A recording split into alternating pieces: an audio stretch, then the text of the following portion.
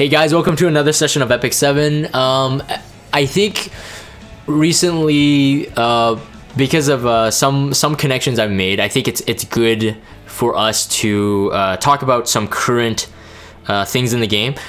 First things first, this is a letter to Smilegate. So how Smilegate or the devs, Super Creative, whichever one makes the shots in terms of the features and the changes.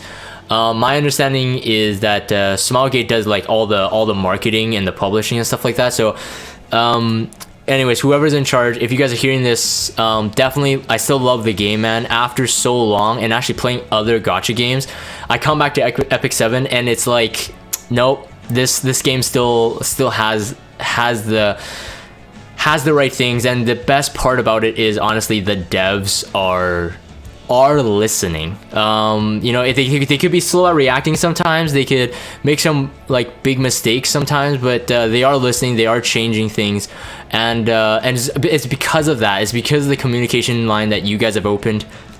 And again, speaking to the devs, of course, that I'm making this video. And one of the biggest things that is coming, of course, I think is real-time arena. I think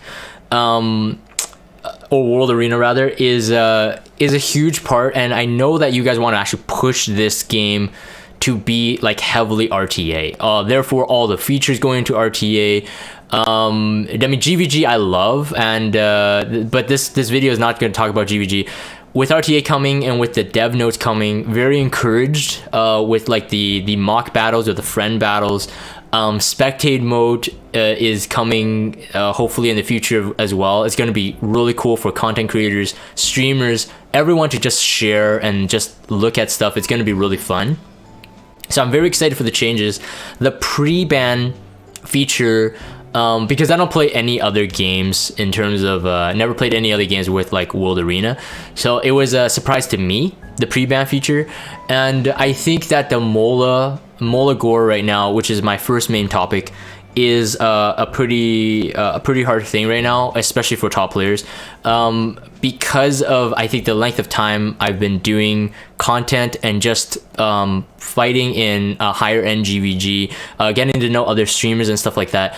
I think you know, I made some really good friendships and connections, and every single top player at the moment is saying that there's a MolaGora struggle, and mainly because I would say that the problem with the low Mola is actually a good job of what you guys are doing, because you guys are actually buffing and rebalancing heroes. And to be honest, I've never seen a game like that to really, you know, help us really just have faith that when we're summoning for a hero, we know that later on they can have different changes. They're like a new toy out of the box again. And therefore, we really want to Mola the heroes that are getting the dev buffs. We also want to Mola the new heroes coming down the line, and you guys are still releasing good 4-star MLs, 5-star MLs. Yes, there's going to be some hit and miss, but you guys are, again, doing the dev buffs, which is awesome. And then we got the RGB heroes, which a lot of them show a lot of promise. So the MolaGora right now, for us to attain and get plus 15, it takes us a very long time. And yes, the argument could be that, oh, not a lot of heroes need plus 15, but at least in competitive PvP, RTA, GVG, getting a hero to plus 15, outside of healers, of course, like DPS or even tanks even sometimes, it's worth it. But we're not able to do that. So here are just some suggestions. I think that, you know, in the past we've had at least 2 to 3 MolaGora refunds, which was fantastic at the time. But just because we've had it multiple times, and me being able to experience it and other players being able to experience what it's like, you know, to still run out of Mola, even though that you have lowered the cost so much, you have given the refund, but it's still not solving the problem. So I don't think that another refund or another adjustment will be the best solution. But I think right now, with all the heroes that I have built, with all the heroes that I have molded, my like deduction in terms of what could potentially solve the problem, and I'm gonna share some of the notes that I have here and they came from the community as well as a whole. Of course, I am raising up ones that I think will actually solve it. So of course, this video recording is still biased towards my views, but a lot of them were supplied and the ideas came from the community. So I'm not the big brain behind this one. Potentially, I think this number one, I think would be the best solution so far, is potentially have a refund currency or some way that we can refund. It doesn't have to be a full recall, but just refund a hero of our choice. You can time gate that, so you can make it once a month. So all of your worry, if you had any worry, all of your worry about players being able to abuse it, they won't be able to. One of the things that you guys are doing really well is that lowering the gold cost for crafting and then having the conversion to bypass certain levels of RNG has actually really solved a lot of our gold problems. Plus the fact that you guys are giving us multiple web events, so the shooting star one right now and then like the world arena, giving us a lot of energy. So gold is an issue, yes, of course, if you're gonna keep like using it on like re-equipping or whatever, but then you're also giving us the free equipment events, free equip events rather. So like on the developer buff days or developer adjustment days, you guys give it to us on that week, and you guys giving it to us once every third week of the month. That's fantastic. So everything there, because of the lower cost in gear, Hell Raid now drops good gear. Conversion, we have so much good gear. Our gold energy is at a pretty decent balance, and then now everyone is actually struggling just because of the Mola. Because of the monthly-ish free equip event, it makes me think that if you can gate some kind of one hero refund Mola currency thing, something you can feed to a hero and refund it once a month, I don't think it's that broken. And what that can do is allow the players to plan ahead. So a lot of times when we see that, oh, free equip event is coming this week, okay, so they start planning ahead. Or rather, for example, like my in my lobby, Little Queen Charlotte sitting there, I want to rebuild her, but I'm not going to do it because it's going to take too much gear moving around. So it's going to take too much gold if I just do it right now, and I'm not even sure if it's going to pay off. So I'm waiting for the free equip event. So I think we could do the same thing for MolaGora. If that happens, I think that would be very good, because then players, what they could do is at least once a month, they can plus 15 either a new hero or split that 15 MolaGora or how many they have into multiple heroes and then get them kind of up to speed. I know that you guys are increasing, well, you haven't really increased the actual Mola coming to us. We have it from the login, of course. Every month we have a couple. We can get them from World Boss, but that's very RNG. We can get them from purchasing the boxes, the loot boxes in Raid and Hell Raid. Again, RNG. So there are ways to get them, but not sufficient enough for us to plan ahead. I feel that the problem right now is like there's just too many good heroes. So like, for example, even if I go to my skill enhanced screen, so we're not just staring at the lobby the entire time, I have a 14 Mola, and that's also because I purchased the MolaGora pack. One of the things is that I can't assume every single player will be purchasing a MolaGora pack, and I still don't think a reset once a month is a bad choice in terms of I think if people are going to spend, they're going to still buy the MolaGora pack, but I don't want to talk about the spending portion as much right now. But let's say, for example, like, if I wanted to refund my K-Ron, then I can do it and plan ahead, like, okay, how many Molas are in this K-Ron, and maybe I want to give it to Melissa now, and I can do that. So I feel that that's a pretty decent option. Another one I kind of like is also relative to time gating. So gating the MolaGora you can get based on time, and that is not fully grindable. Another suggestion from the community is a Hell Raid boss drops. And I assume that would be a guaranteed. We talked about this last night, so I wrote that down. I kind of like this because, again, Hell Raid, you can only do one of them every month. So at the most, you get 5 a month extra. That's a nice area to have, but I still think the refund solves more issues than just increasing the amount of Mola you actually get. The refund will allow us to batch and then just kind of like, unbench a hero for a while. So like, for example, I have an Assassin Collie at plus 15. When Assassin Sid got his buffs, I kind of stopped using Assassin Collie.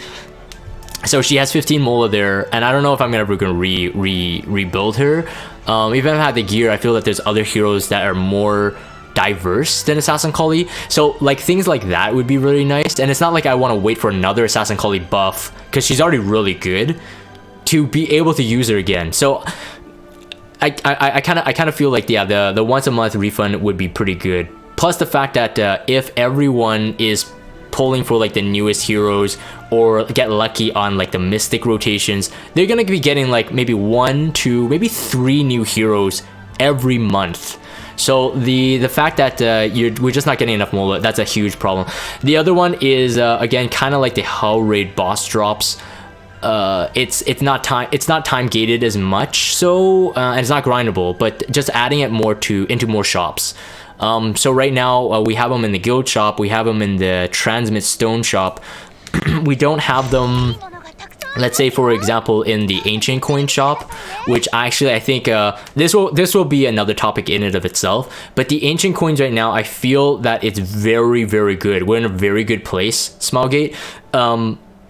We have a surplus of ancient coins because now we don't need to purchase the malicious bug charm, but I'll talk about this a bit on my second topic. But yeah, you could put them in the ancient coins, that would be nice. Powder of knowledge, probably don't need it, but yeah, just like into more shops potentially, and maybe even into the actual raid shops too. Like make them relatively cheap, but again, you can only get them like, let's say once a month or something. Like just gate it if you're worried about some overpowered power creep in terms of the MolaGora. The second thing I want to address, and I think this one's a very big one as well, with energy and gold, I think pretty well solved. I'm always hovering around enough gold to craft, enough gold to enhance. But the problem right now is charms. I think charms is a very big one. I have been struggling with it. I've never really like articulated it until the community said charms is a problem. And then I'm like, oh yeah, it is a problem. I'm just gonna show my charms here. Necklace charms and ring charms are now not anymore like a huge problem, and in fact ever since the equipment buffs that we got, so the flat stat buffs we got, especially on the left side gear predominantly, ever since we got the flat stat buffs, we have been seeing that the left side gear is like very good to enhance. Like of course every single piece of gear is good to enhance as long as it has good subs, but even more so now, I would say that in the past the right side gear used to weigh much heavier in terms of getting where you want like all of the stats. But now, because with the flat stat buff, including the substats, the left side gear all of a sudden becomes like very important, like as important. And that being said, of course, Hell Raid, a lot of the Hell Raid stuff, the useful stuff rather, is on the left side gear. So we got the immunity chest you could purchase in the Hell Raid. You got the speed weapon you could purchase in the Hell Raid. You got the counter helmet, counter armor that was dropped also on the left side. The right side you got like something like I think it was Queen that drops it, the health main stat lifesteal set necklace. Like that is kind of like it's kind of weird. Like on a lifesteal usually you want to crit damage, maybe get more damage to steal back more health. So like on the right side gear is not as good so far, that's at least to my observation, and on the left side gear is very OP. So as you can see with Automaton Tower, we have once a month, again time gated, but once a month we do have like necklace and ring charms. We get a lot of them, especially end game players will no longer start choosing the lower level accessories. They're gonna just go for the charms like fully, whether it's like a lesser charm, a greater charm, and of course the epic ones get from the drops. So I feel that's no problem. And then now with the Hell Raid increase in the ancient coins itself, and that you can purchase in the normal shop the malicious bug charm, and the fact that the regular queen still drops it, we have a surplus of Hell Raid tokens. We won't need to really purchase this to clear all 5 bosses in Hell Raid anymore, at least for a full month. So this becomes kind of unnecessary. Perhaps this could take the Mola slot if we're on that topic, but now with Hell Raid also dropping more ancient coins, and there's absolutely no reason to buy this at all. we have a surplus of currency to get these charms from multiple ways, whereas the conquest points right now is really our sole way to get the left side gear and boots.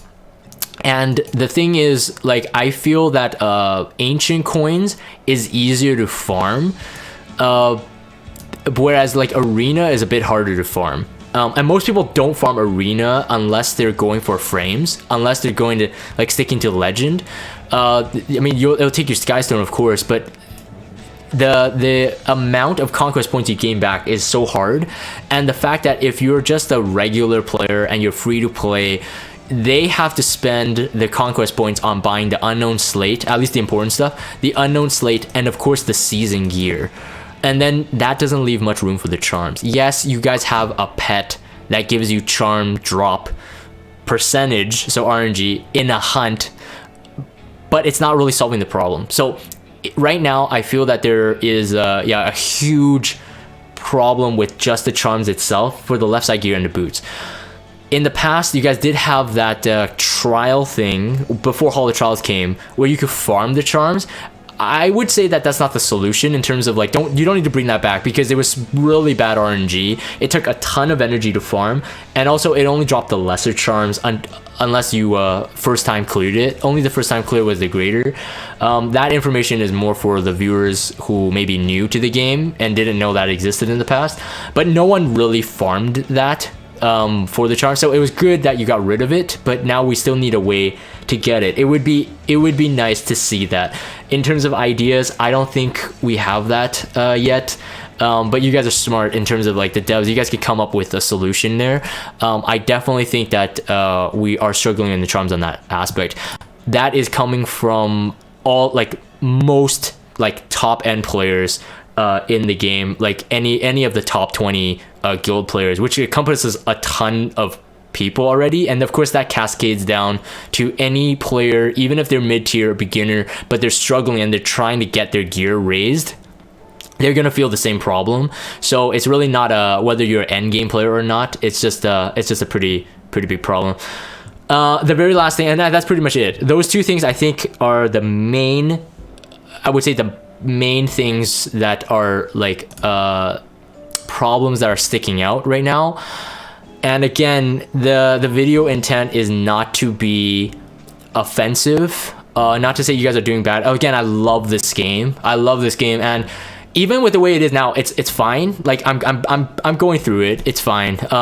You guys are giving us really good updates, but those definitely could be finessed a bit more. So like if using a really bad metaphor, if you guys are like, if I'm like sanding a wood table or something, like I would say that the charms in the Mola right now is like the edge that you haven't sanded yet. Everything else is very fine, very smooth, and of course just keep it up.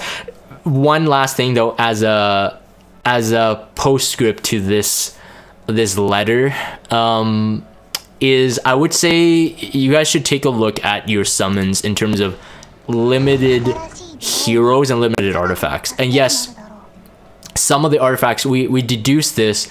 It seems to be that Dien and Luna, because they were return banners, you guys allowed us to grind the artifact. But as soon as Cerise hit and she was a limited, and the fact that her artifact was actually necessary to grind more currency, or rather grind currency faster for the actual event, but you couldn't grind for the artifact, it was a pretty noticed move in terms of everybody noticed that. I would highly suggest, very suggesting that one of the problems is that the artifacts in this game are very game changing. We understand that. We not only do the artifacts like make the heroes a totally different hero in a way, but artifacts, people want to collect them too. So if your justification for allowing us to pity a hero was because you want to allow us to collect heroes, for limited artifacts, I don't want to ask for too much, for limited artifacts, would you guys consider having a pity system for the artifact itself? Someone has suggested a 60 summons equals artifact. I don't know. I myself, I'm half on that one. I would prefer, and the most I would ask for is that on the pity summon itself, you could choose the hero or the artifact. That's as much as I would ask for. Any more is just, I think, for me, asking too much. But if you guys allow the limited artifacts to have a dual pity system, it's not necessarily to say that you should lock the banner only to that artifact. A lot of people actually like the random artifacts coming. The fact that if you can allow the selection for the pity on the artifact, that'd be very great. One of the things is that I personally had a problem with that, and I made it on in other videos. I already have a triple S Luna. I will show this again. I have 5 Luna chasing Draco Plate. 5 Luna chasing Draco Plate. It was not a very good experience for me. It was around the time that you guys were making some very, very big mistakes.